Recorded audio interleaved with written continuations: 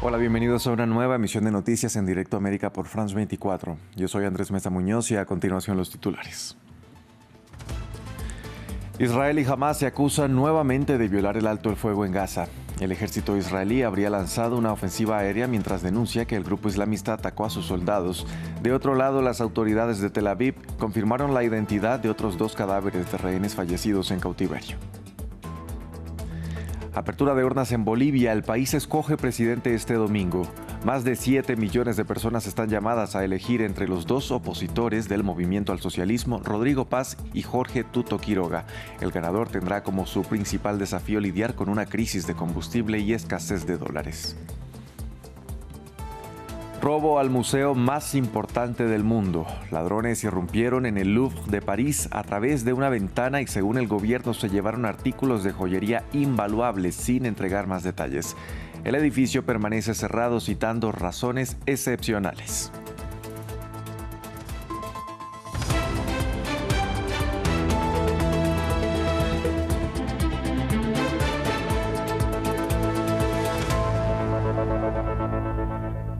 Vamos a empezar con noticias de la Franja de Gaza y la identificación por parte de Israel de 2 nuevos cuerpos de rehenes muertos en cautiverio, con los que serían 13 los cadáveres entregados por el grupo Hamás, pero solo 12 los confirmados por el gobierno israelí. La noticia se da en medio de acusaciones entre ambas partes sobre una violación del alto el fuego. Autoridades gazatíes reportaron una ofensiva de Israel en distintos puntos del enclave, una de las cuales dejó 2 palestinos muertos en la ciudad de Jabalia. El ejército israelí, por su parte, denunció que el grupo islamista llevó a cabo varios ataques con granadas y francotiradores en contra de sus soldados en el enclave. En respuesta, Hamás negó estas acusaciones y dijo estar comprometido con el cese de las hostilidades. Hamás reafirma su compromiso con el acuerdo de alto el fuego y enfatiza que la ocupación sionista continúa violando el acuerdo e inventando pretextos endebles para justificar sus crímenes. Los intentos de Netanyahu de evadir y desconocer sus compromisos se deben a la presión de su coalición terrorista extremista en un intento de eludir sus responsabilidades ante los mediadores y garantes. Cambiamos de tema. Finalmente hay un acuerdo de alto el fuego inmediato entre Afganistán y Pakistán tras las negociaciones celebradas en Qatar. De esta manera, los 2 países acordaron restablecer la calma en sus fronteras, puesto que desde la semana pasada Kabul e Islamabad han estado atacando sus respectivos territorios, una situación que provocó la muerte de decenas de personas. Ampliamos en el siguiente informe. En estas imágenes publicadas por el gobierno talibán, la delegación afgana, encabezada por el ministro de Defensa, es recibida en Doha. Pocas horas después, diplomáticos cataríes emitieron un comunicado, asegurando que las conversaciones con Pakistán han sido exitosas, por lo que ambas partes acordaron un alto del fuego inmediato y el establecimiento de mecanismos para consolidar paz y estabilidad duradera. Los términos del acuerdo aún no se han revelado.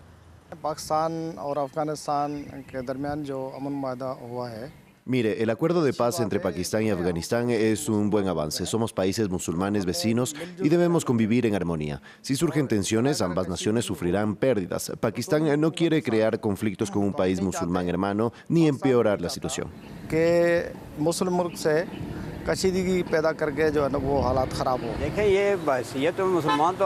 Como musulmanes no deberíamos pelear, nos estamos oprimiendo mutuamente. Los afganos que han estado con nosotros son muy malos, nos han obligado a hacer de todo. Llevo en Rawalpindi desde 1992 y antes había mucha paz. Desde que los hijos de los afganos llegaron y crecieron, han comenzado a robar y a hurtar. Nos han creado muchos problemas. Como musulmanes, los tratamos como hermanos, pero son ellos quienes nos han oprimido. Sería bueno que pararan.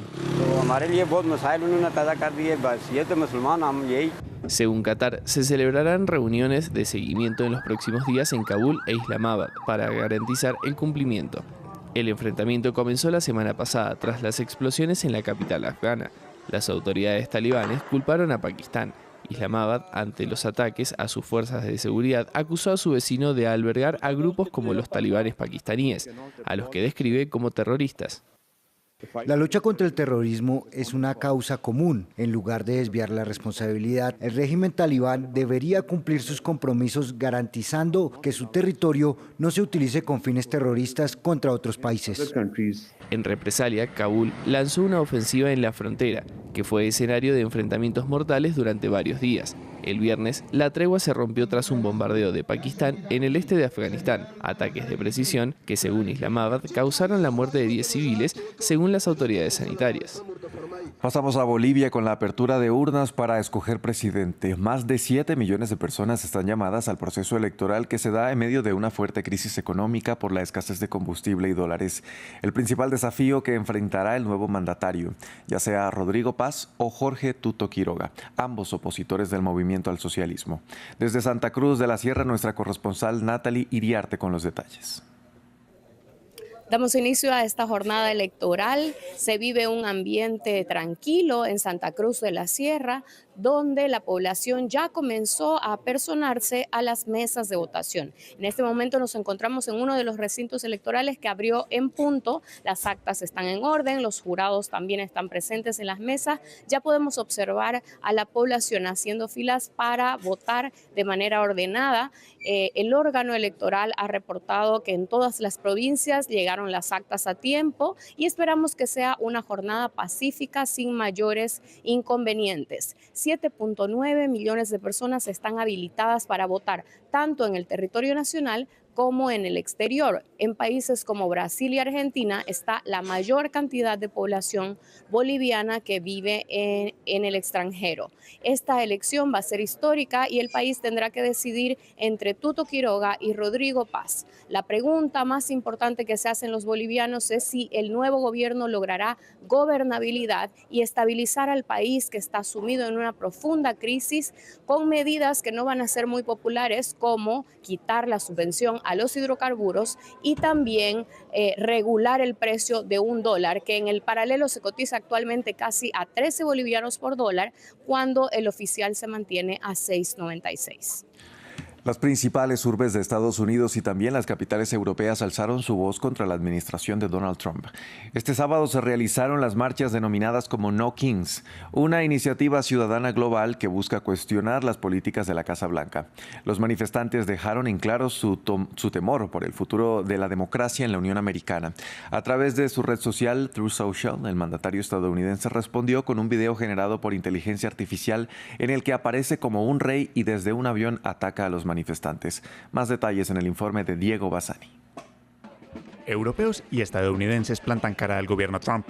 Este sábado miles de personas salieron a las calles de las principales ciudades de Estados Unidos para ser parte de la denominada marcha No Kings o No Reyes.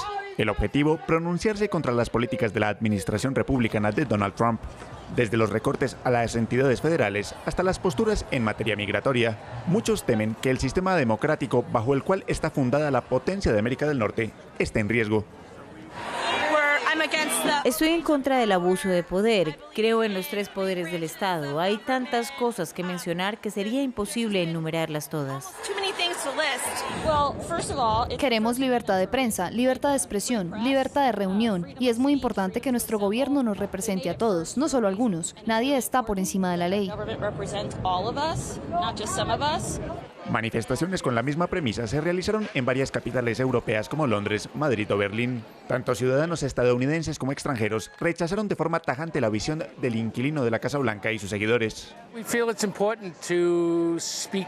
Creemos que es importante alzar la voz cuando vemos cosas con las que no estamos de acuerdo, sino que además son realmente perjudiciales para la sociedad. Y eso es lo que ocurre en este caso. La administración Trump, el movimiento MAGA, y no solo es en Estados Unidos, es algo global que afecta a todo el mundo. Donald Trump se refirió a las manifestaciones en su contra el viernes en una entrevista con Fox Business, declarando que no es un rey, mientras que varios líderes demócratas como el senador Bernie Sanders y las excandidatas a la presidencia Kamala Harris y Hillary Clinton apoyaron de forma pública la iniciativa No Kings. Pasamos a noticias del continente asiático porque Filipinas sigue sintiendo los estragos provocados por el paso de la tormenta tropical Feng-Sheng en el centro del archipiélago. En la ciudad de Roxas, las autoridades evacuaron a sus residentes en botes de goma mientras las carreteras se vieron inundadas tras las intensas lluvias. El fenómeno se mueve ahora hacia el oeste y aunque se debilitó ligeramente sobre la provincia de Samar, podría intensificarse nuevamente al alejarse de tierra el domingo. Las autoridades reportaron la muerte de 5 personas de una misma familia tras la caída de un árbol sobre su casa. Pasamos a París con el inusual robo del museo más famoso del mundo.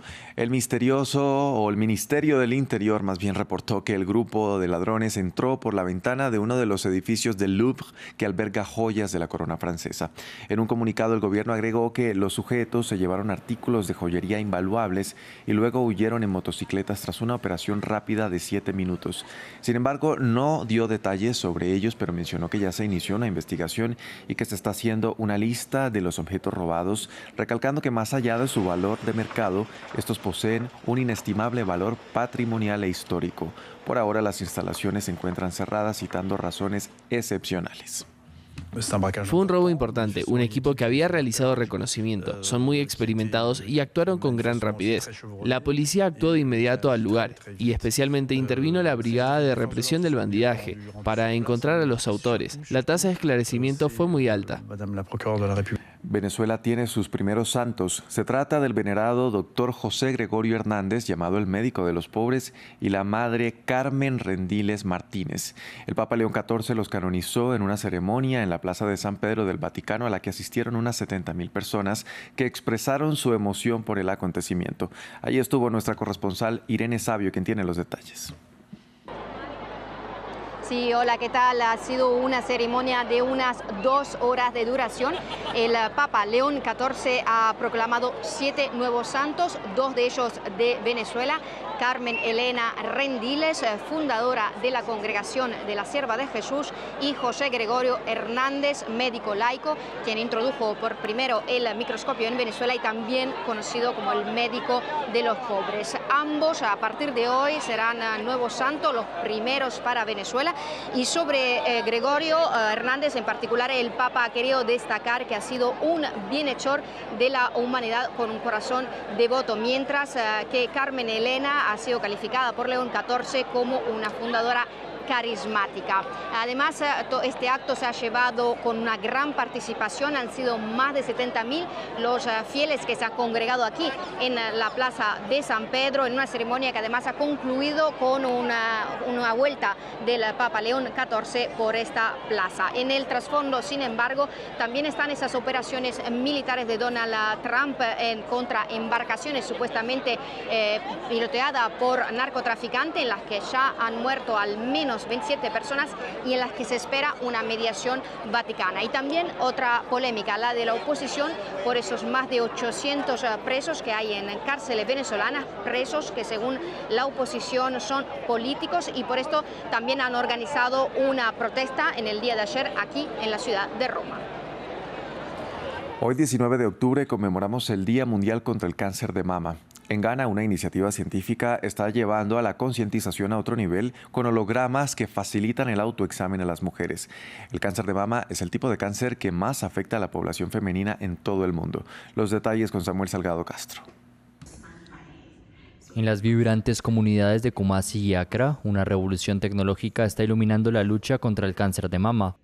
El estudio Gemini, con sede en Estados Unidos, ha llevado pantallas holográficas a Ghana para educar a mujeres sobre el autoexamen y la detección temprana, en alianza con la organización Breast Care International. Me enamoré del holograma. Cuando lo vi pensé, bueno, esto es lo que necesito. Nos ayudará a cambiar la narrativa sobre el cáncer en nuestra parte del mundo.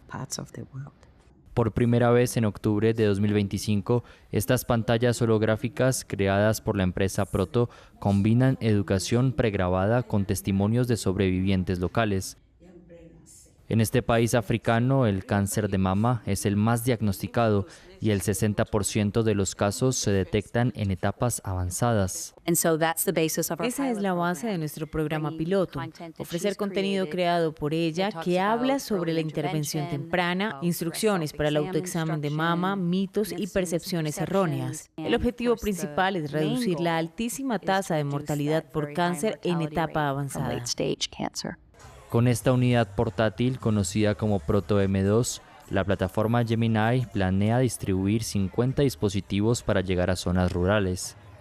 La doctora Beatriz podrá incluso dar charlas en vivo a través de hologramas en diversos lugares como iglesias, mercados o clínicas. Según la Organización Mundial de la Salud, el cáncer de mama fue el cáncer más común entre las mujeres de 157 de los 185 países examinados en 2022.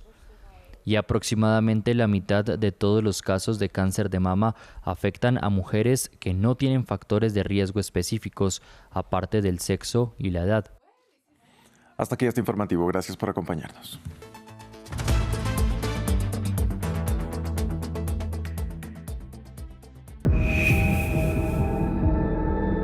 Este domingo, Bolivia elegirá nuevo presidente. Del fin de un ciclo político al inicio de otro. El MAS cae tras 20 años en el poder y Bolivia gira a la derecha. Lograr gobernabilidad haciendo ajustes al tipo de cambio y cortando subsidios será el reto del nuevo gobierno. Acompáñenos a cubrir la segunda vuelta este domingo 19 de octubre a través de France 24 y France24.com.